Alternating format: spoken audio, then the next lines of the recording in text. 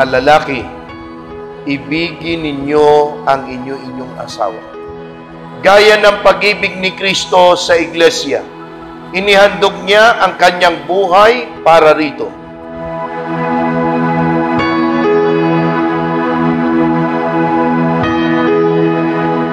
Love is work, but most of all, love is realizing that every hour, every minute, every second of it was worth it because you did it together.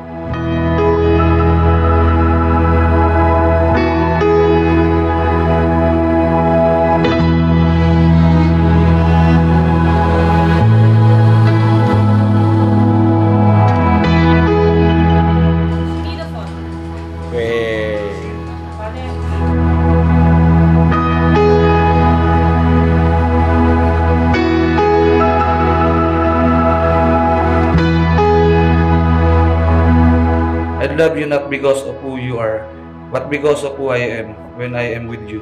We come to love not by finding a perfect person, but by learning to see an imperfect person perfectly. At sinabi ng Panginoon Diyos, hindi mabuti na ang lalaki ay mag-isa. Siya'y ilalalang ko ng isang katulong niya.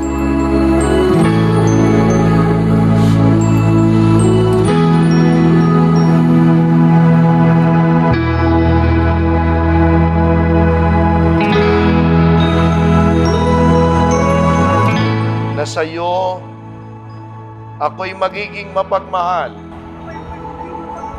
at matapat na asawa sa kasaganaan at sa kahirapan,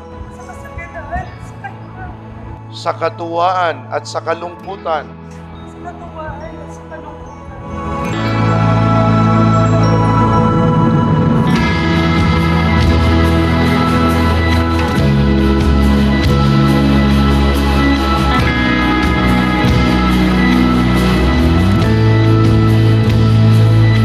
Malgo, aalagaan kita hanggang sa aking makakaya, hanggang sa dulo ng aking buhay, hanggang sa huling hina ako. Ililigtas kita kahit sa kapahamakan.